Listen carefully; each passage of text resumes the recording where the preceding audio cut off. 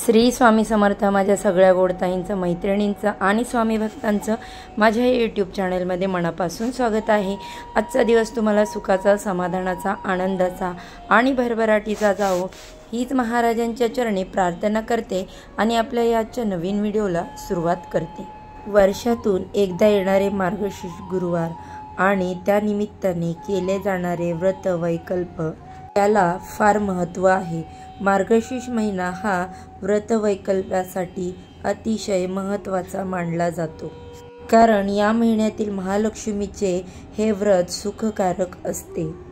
मार्गशीर्ष महिन्यातील गुरुवार, मार्गशीर्ष पौर्णिमा, दत्त जयंती, व्रत, सण उत्सवाने हा महिना सर्वांच्या चेहऱ्यावर आनंद आणणारा आहे। मार्गशीर्ष गुरुवारी लक्ष्मी मातेची पूजा केली जाते।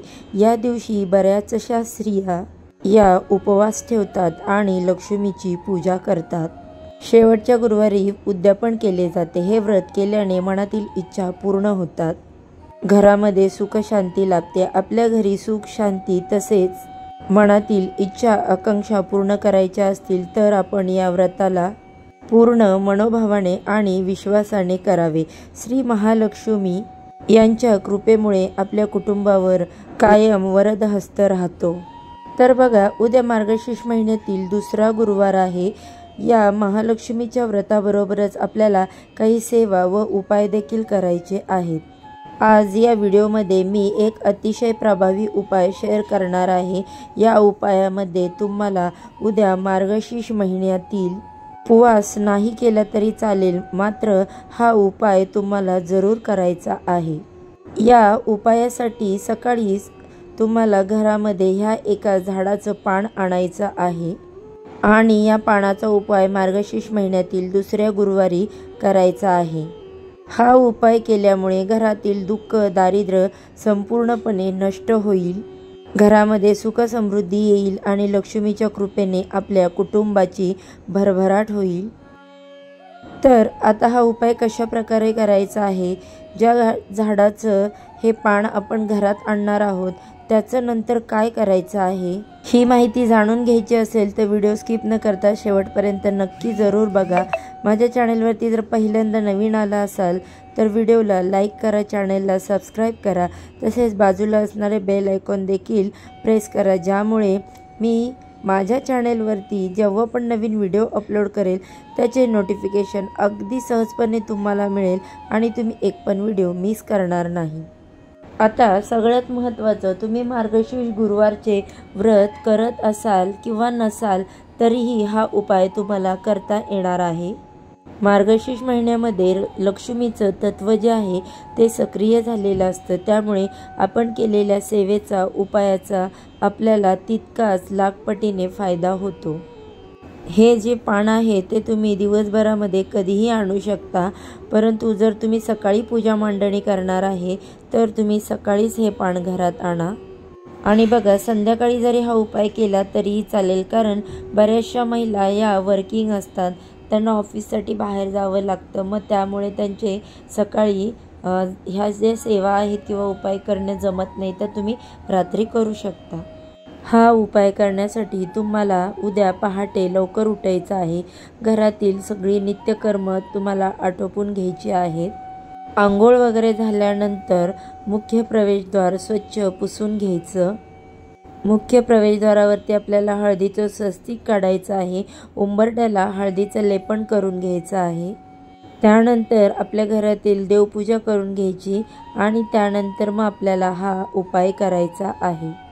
आता बघा, हा उपाय काय करायचा आहे, तुमच्या घरामध्ये जर खूप आर्थिक समस्या असतील, ज्यामध्ये तुम्ही खूप कष्ट करताय, मेहनत करताय, तरी देखील तुमच्या कष्टाला म्हणावं असं यश मिळत नाही, मेहनतीला तुमच्या म्हणावं असं यश मिळत नाही, घरामध्ये जोही पैसा येतो तो फार काळ टिकत नसेल, या ना त्या कारणाने तो खर्च होत असेल, मग तुमच्या मागे लागलेले अनावश्यक खर्च असतील, आजारपण असतील, इच्छा नसताना देखील तुम्हाला ते खर्च करावे लागतात, बऱ्याचदा गरजेपोटी खर्च तुम्हाला करावे लागतात। त्याचबरोबर तुमच्या घरामध्ये आजारपणं वाढलेली असतील, घरामध्ये असलेली लहान मुलं किंवा वयोवृद्ध सतत आजारी पडतात आणि तुमच्या आजारपणामध्ये जो घरामध्ये आलेला पैसा आहे तो निघून जातो।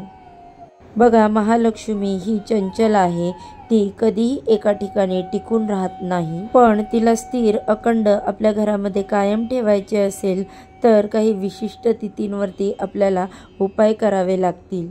बघा, तुमच्या मनामध्ये एखादी इच्छा असेल किंवा खूप दिवसापासून ती पूर्ण होत नसेल, तुम्हाला एखादा नवीन व्यवसाय सुरू करायचा असेल, खूप दिवसापासून तुमची ही इच्छा आहे की तुम्हाला स्वतःचं घर घ्यायचं आहे, पण ती इच्छा असूनही बऱ्याचदा पूर्ण होत नाही।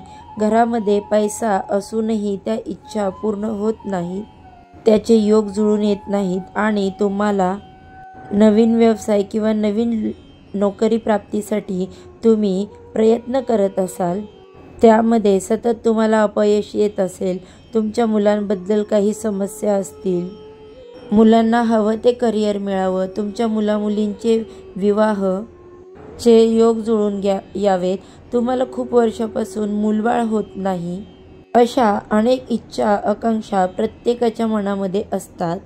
तर त्या इच्छापूर्तीसाठी देखील तुम्हाला हा उपाय करता येणार आहे। बघा, गुरुवार हा श्रीहरी विष्णूंना समर्पित असतो, तसेच देवी लक्ष्मीला देखील गुरुवार समर्पित असतो। त्यामुळे ज्या घरामध्ये लक्ष्मीनारायणाची पूजा होते तेथे सकारात्मक गोष्टी घडू लागतात। त्यामुळे हा जो उपाय आहे तो आपल्याला उद्या मार्गशीर्ष महिन्यातील गुरुवारी करायचा आहे आणि या उपायासाठी या एका झाडाचं पान आपल्याला सकाळीच घरामध्ये आणायचं आहे। पहा, हिंदू धर्मामध्ये अशी काही झाडं असतात ज्यांना अतिशय शुभ आणि पवित्र मानलं जातं, यामध्ये दैवी शक्तींचा वास असतो अशी मान्यता देखील आहे। यामुळे हे झाडांविषयक उपाय आपण काही विशिष्ट तिथींवरती करत असतो, त्यामुळे त्याचे अधिक लाभ देखील आपल्याला होतात। तर अशा झाडांपैकी एक झाड म्हणजे विड्याच्या पानांचं झाड, ज्याला आपण खाऊची पान म्हणतो। त्याची जी वेल असते त्या वेलीचं विड्याचं पान आपल्याला आणायचं आहे। कोणतीही पूजा असेल, विवाह प्रसंगी देखील विड्याच्या पानांचे, त्यासोबतच विड्याचे पान शुभ देखील मानले जाते। व्यवसायात प्रगती, नोकरी प्राप्ती किंवा तुमच्या घरातील नकारात्मक गोष्टी दूर करण्यासाठी देखील देवी देवतांच्या पूजेमध्ये विड्याच्या पानांचा समावेश केला जातो। मार्गशीर्ष महिन्याच्या पूजेमध्ये देखील आपण विड्याच्या पानांचा वापर करणार आहोत आणि या उपायासाठी आपल्याला 2 वेगळी पानं घ्यायची आहेत, 2 जोड विड्याची पानं घ्यायची आहेत। ती पानं स्वच्छ धुवून घ्यायची आहेत, ती पानं कुठेही फाटलेली वगैरे होल पडलेली नसावीत। त्यानंतर ही 2 जोड विड्याची पानं आपल्याला एका प्लेटमध्ये ठेवायची आहे। मार्गशीर्ष गुरुवारी आपण जी व्रताची पूजा मांडणी करतो त्यासमोर देखील तुम्ही ठेवू शकता किंवा तुमच्या देवघरामध्ये देखील ही पानं ठेवू शकता। तर बघा, देवासमोर बसून आपल्याला हा उपाय करायचा आहे।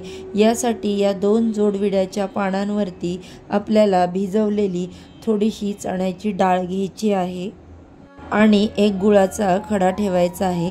सोबतच आपल्याला एक शुद्ध गाईच्या तुपाचा दिवा देखील प्रज्वलित करायचा आहे। त्यानंतर हे विड्याचं पान आणि हा जो दिवा आहे शुद्ध तुपाचा तो घेऊन आपल्याला आपल्या मुख्य प्रवेशद्वाराच्या बाहेर जायचं आहे। आता घरामध्ये येताना, बाहेरून घरामध्ये येताना उजव्या हाताला आपल्याला हे विड्याचं पान ठेवायचं आहे आणि तिथे शुद्ध गाईच्या तुपाचा जो दिवा घेतला आहे तो प्रज्वलित करायचा आहे। आपल्या घराच्या बाहेर हे पान आपल्याला ठेवायचं आहे। तिथे हे पान आपल्याला दिवसभर ठेवायचं आहे, गुरुवारच्या दिवशी संध्याकाळपर्यंत। जोपर्यंत आपण मार्गशीर्ष गुरुवारची कथा वाचत नाही, ती पूर्ण होत नाही वाचून, तोपर्यंत ते पान आपल्याला तिथेच ठेवायचं आहे। आपलं संध्याकाळी पोथी वाचून झाल्यानंतर, आरती नैवेद्य वगैरे झाल्यानंतर गाईसाठी देखील गोग्रास काढून ठेवत असतो। आता गाईच्या गोग्रास सोबतच हे विड्याचं पान आणि डाळ ते तिथून उचलायचं आहे आणि त्यानंतर तुम्हाला तुमच्या घराच्या जवळ आसपास असलेल्या एखाद्या गायीजवळ जायचं आहे। घराजवळ जर गायी नाही भेटली तर तुम्ही एखाद्या गोशाळेमध्ये जाऊन तिथे गायीला हे विड्याचं पान खायला घालायचं आहे। तसेच गुरुवारच्या दिवशी गायीला चणा डाळ आणि गूळ खाऊ घातल्याने अनेक देवी देवतांचे आशीर्वाद आपल्याला प्राप्त होतात। आणि विड्याच्या पानांचं महत्त्व तर प्रत्येक पूजेमध्ये असतंच हे आपल्याला माहीत आहे। त्यामुळे या तिन्ही वस्तू गायीला आपल्याला मनोभावे आणि श्रद्धेने खाऊ घालायच्या आहेत। तुमच्या ज्याही अडचणी आहेत, समस्या आहेत, त्या तुम्हाला गायीजवळ बोलून दाखवायच्या आहेत। मनोमन त्या समस्येतून बाहेर पडण्यासाठी किंवा तुमची भरभरून प्रगती व्हावी यासाठी गोमातेकडे प्रार्थना करायची आहे। विड्याचं पान जे आहे ते आपण पूजेमध्ये वापरतोच, पण वास्तुशास्त्रानुसार विड्याच्या पानाचं झाड ज्या घरासमोर लावलं जातं तेथे सकारात्मक ऊर्जा असते, त्या घराकडे देवी लक्ष्मी आकर्षित होते। त्यामुळे विड्याच्या पानाचेही संबंधित उपाय आपण प्रत्येक पूजेमध्ये करत असतो।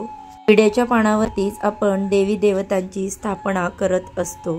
विड्याच्या पानातून एक सकारात्मक ऊर्जा संचारते, म्हणून हा उपाय केल्याने आपल्या घरामध्ये असलेली नकारात्मक ऊर्जा नष्ट होते। जेही दोष आपल्या घरामध्ये आहेत ते दूर होतात। गायीसह देवी लक्ष्मीचे आणि भगवान श्री हरी विष्णूंचे आशीर्वाद आपल्याला लाभतात। आपल्या घरातील सर्व अडीअडचणी दूर होऊन आपल्या घरामध्ये सुख समृद्धी येते आणि अखंड लक्ष्मी आपल्या घरामध्ये नांदते।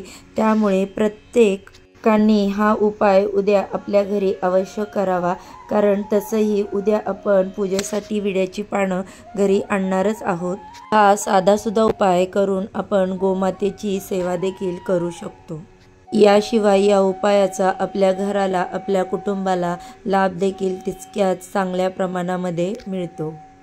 त्यामुळे मार्गशीर्ष गुरुवारचं व्रत करत असाल किंवा नसाल करत तरी देखील तुम्हाला हा उपाय आवर्जून करायचा आहे। या साध्यासुध्या उपायामुळे तुम्ही मार्गशीर्ष महिन्यातील गुरुवारच्या व्रताची फलश्रुती मिळवू शकता। केलेली सेवा महालक्ष्मी मातेच्या चरणी अर्पण करते आणि आजचा व्हिडिओ इथेच संपवते। उद्या अशाच छानशा माहितीपूर्ण व्हिडिओ बरोबर पुन्हा नव्याने भेटूया। सर्वांना श्री स्वामी समर्थ।